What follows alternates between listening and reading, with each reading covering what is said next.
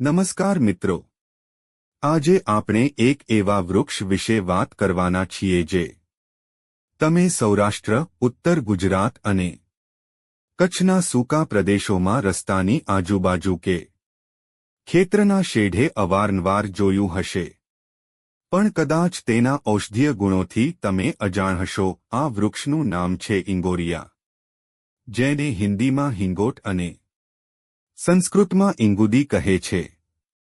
ઘણા લોકો આને માત્ર એક કાંટાળું અને નકામું ઝાડ માને છે, પણ આયુર્વેદમાં આને ખીલને મટાડનાર અને ચામડીના રોગો માટે રામબાણ ઇલાજ ગણવામાં આવે છે.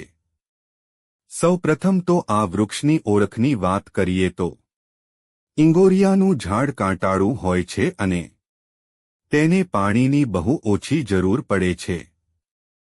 તેથી જ તે રણપ્રદેશ જેવી સૂકી જગ્યાએ પણ લીલુંછમ રહે છે. બાળપણમાં આપણે બધાએ આના ફળને તોડી અંદરનો ગર્ભ કાઢી તેમાં દારૂખાનું ભરીને દિવાળી પર ફટાકડા ફોડ્યા હશે, જેને ઇંગોરિયા દારૂખાનું કહેવાતું.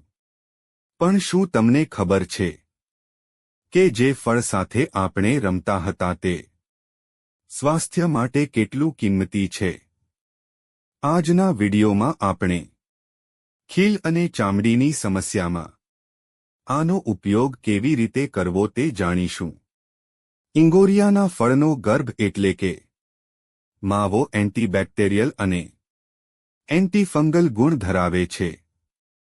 જો તમને ચહેરા પર જિદ્દી ખીલ થયા હોય, ખીલના ડાઘ રહી ગયા હોય કે ચહેરાની ચમક ઓછી થઈ ગઈ હોય, તો ઇંગોરિયાના ફળની છાલ અથવા તેના માવાની પેસ્ટ બનાવીને ચહેરા પર લગાવવાથી લોહી શુદ્ધ થાય છે અને ચામડીના રોગો જડમૂળથી મટી જાય છે. પહેલાના જમાનામાં જ્યારે સાબુ કે ફેસવોશ નહોતા, ત્યારે લોકો આના ફળના માવાને પાણીમાં પલાળીને તેનાથી જ માથું અને શરીર ધોતા હતા, કારણ કે તે કુદરતી સાબુ જેવું કામ કરે છે અને મેલને દૂર કરે છે. માત્ર ચામડી જ નહીં, સ્વાસ્થ્ય માટે પણ અમૃત સમાન છે. આયુર્વેદ મુજબ ઇંગોરિયા સ્વાદે કડવું, તીખું અને ગરમ પ્રકૃતિનું છે. તેથી તે કફ અને વાયુના રોગોમાં ખૂબ ફાયદાકારક છે. જો કોઈને જૂની ઉધરસ હોય, દમ કે શ્વાસની તકલીફ હોય, અથવા નાના બાળકોને પેટમાં કૃમિ કરમિયા થયા હોય તો ઇંગોરિયાનો ઉપયોગ દવા તરીકે કરી શકાય છે. આ ઉપરાંત આનું તેલ, ઇંગુદી તેલ, પણ ખૂબ જ ઉપયોગી છે, જેનો ઉપયોગ ઘા રૂઝવવા અને લોહી વિકારમાં થાય છે.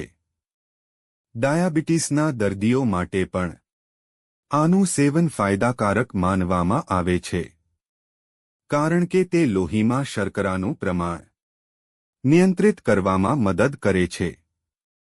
તો મિત્રો, જે ઝાડને આપણે જંગલી સમજીને અવગણીએ છીએ, તે વાસ્તવમાં કુદરતે આપેલી એક ભેટ છે. ખાસ કરીને યુવાનો જે ખીલની સમસ્યાથી પરેશાન છે, તેમના માટે ઇંગોરિયા એક best natural skin care product છે. જો તમારી આસપાસ પણ આ ઝાડ હોય તો તેનો ચોક્કસ લાભ લેજો. આમાં આપણે ઇંગોરિયાના ઉપયોગની ચોક્કસ રીતો, તેનો રસપ્રદ ઇતિહાસ અને ખેડૂતો માટેના આર્થિક ફાયદાઓ આવરી લીધા છે.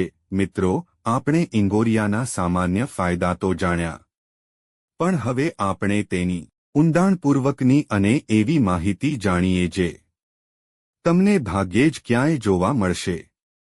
શું તમને ખબર છે કે આપણા મહાન કવિ કાલિદાસના નાટક અભિજ્ઞાન શાકુંતલમમાં પણ આ ઇંગોરિયાનો ઉલ્લેખ છે? શકુંતલા જ્યારે આશ્રમમાં રહેતી હતી, ત્યારે હરણને વાગેલા ઘા પર જે તેલ લગાવતી હતી તે આજીંગુદીનું તેલ હતું. એટલે જ સંસ્કૃતમાં આને તાપસદ્રુમ એટલે કે તપસ્વીઓનું વૃક્ષ કહેવાય છે, કારણ કે ઋષિમુનિઓ તેના બીજની માળા બનાવતા અને તેના તેલનો ઉપયોગ દીવા કરવા માટે કરતા હતા. હવે વાત કરીએ આજના જમાનામાં તમે ઘરે બેઠા આનો ઉપયોગ કેવી રીતે કરી શકો. જો તમને અથવા તમારા ઘરમાં કોઈને માથામાં ખોડો કે જૂની સમસ્યા હોય તો ઇંગોરિયાના ફળનો ગર્ભ કાઢી તેની પેસ્ટ બનાવી માથામાં લગાવવાથી ખોડો અને જૂ સાફ થઈ જાય છે અને વાળ મજબૂત બને છે. દાંત માટે પણ આ શ્રેષ્ઠ છે. તેની ડાળખીનું દાંતણ કરવાથી પેઢા મજબૂત થાય છે અને પાયોરિયા જેવા રોગો થતા નથી. હવે ખેડૂત મિત્રો માટે કામની વાત, જે ખેડૂતોને ત્યાં આ ઝાડ છે તેઓ આને નકામું ન સમજે. બજારમાં ઇંગોરિયાના સૂકા ફળનો ભાવ અંદાજે 120 થી 200 રૂપિયા પ્રતિ કિલો સુધી હોય છે. આના બીજમાંથી જે તેલ નીકળે છે તેમાંથી હવે બાયોડીઝલ બનાવવાનું સંશોધન ચાલી રહ્યું છે, જે ભવિષ્યમાં પેટ્રોલ ડીઝલનો વિકલ્પ બની શકે છે. પશુપાલકો માટે પણ આશીર્વાદરૂપ છે. જો ગાય ભેંસને કોઈ ઘા પડ્યો હોય અને તેમાં જીવાત પડી ગઈ હોય તો ઇંગોરિયાના ફળનો પલ્પ ત્યાં લગાવવાથી જીવાત મરી જાય છે અને ઘા જલ્દી રૂઝાઈ જાય છે.